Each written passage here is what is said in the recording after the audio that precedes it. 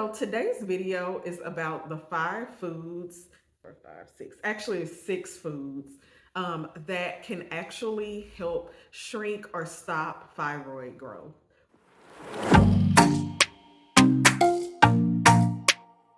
Hey, blissful babes. I am back with what I think is going to be a pretty short, straightforward video today.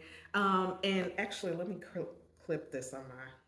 There we go. So today's video is about the six foods that can actually help shrink or stop fibroid growth. And in case you are new around here, I'm Shantae, and I am a wellness coach, blogger, all that good wellness enthusiast, all that good stuff. And I have an ebook to help women with fibroids and hormonal imbalance. And so today I'm sharing six foods that can help you if you have fibroids or really any other condition. But some of these foods have specifically been shown to help make fibroids better. The first food is berries. Now, all berries are good, but more specifically, blueberries, even more specifically wild blueberries. And that's because the antioxidant content of wild blueberries is actually higher than the regular blueberries. Now, depending on where you live, wild blueberries can be kind of difficult to find. But if you do not, I think if you live like in the northern United States or in Canada, you can actually buy them fresh. But if you're like me and you live in the southern United States, I've never seen wild blueberries before. I don't think they grow in this region. And so when I do have them, they're usually frozen and I just add them to smoothies. But the reason that blueberries are good is because they've actually been shown to help inhibit tumor growth. So incorporate them, your breakfast, your snacks, go crazy with the blueberries. The second food that can help with thyroid tumors is turmeric. Now, this is a really popular one for pretty much almost any condition, and that's because turmeric is anti-inflammatory. It helps support better circulation, but also there have actually been studies done that shows that turmeric actually helps to inhibit tumor growth and even shrink tumors. And I actually think that there is one specifically done in regards to turmeric and fibroids. One thing to note about turmeric is although by itself it's fine, you will still absorb, it is actually better to consume it with black pepper to help with the absorption. So the next one on my list is ginger. And ginger is kind of similar to turmeric in that it does help support circulation, and it does help with inflammation as well. I think at the time, as of now, I don't think there have been any specific studies done on ginger and fibroids. However, ginger has been used for centuries for lots of ailments. And so fighting inflammation so it can be beneficial in fighting inflammation for fibroids. So the next food on my list is green tea. And more specifically, there's actually a compound in green tea called EGCG.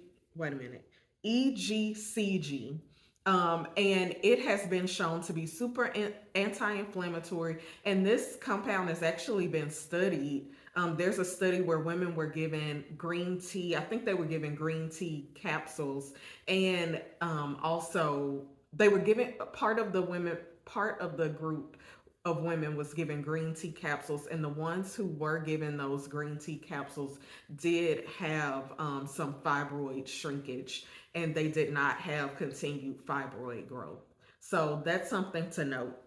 And I will do my best to like link all these studies that I'm referring to in the caption box. Another food that people don't talk about, but that I actually think is pretty good for fibroids, and this is probably going to shock a lot of people because a lot of people who shrink fibroids are on vegan diets, but I actually believe salmon is a really good food to consume.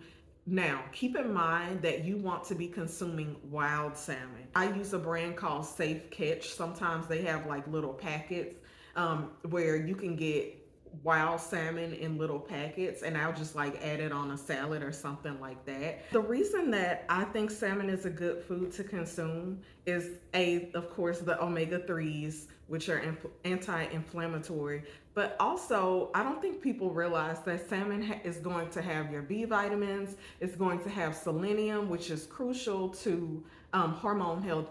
And also, it has vitamin D, which has actually been shown to inhibit fibroid tumor growth and even shrink fibroid tumors. And now, there are some considerations. Like I said earlier, you always want to make sure you're getting wild caught. I personally just like consuming, I'll do like fresh salmon on my own, but I actually also like the Safe Catch just because they test all their salmon for mercury. So you are getting less mercury, even though salmon is already a lower mercury fish. You can actually make sure you're getting as little as possible by using brands like Safe Catch. My last food, and it's really not one specific food, but fiber rich foods, you always want to make sure you're getting enough fiber so that you can get all those extra toxins out of your body, like excess estrogens. Fiber is going to carry those things out via your stool. So, any kind of fiber rich foods like root vegetables, chia seeds, anything like that that's going to have a fiber content, I suggest getting a minimum of 25 grams of fiber a day. Like, that's just the minimum that you need if you are trying to get rid of fibroids. I hope you guys found this video super helpful. If you did, give it a like. Leave me a comment below if you have any questions about any of these, or if you have something that you'd like to add to this list. And make sure you share this with a woman in your life who is dealing with hormonal issues or who has fibroids. You can also find out more information in my ebook. I'll drop the link for that below. Thank you guys so much for watching. Here are also some other videos that you might be interested in watching.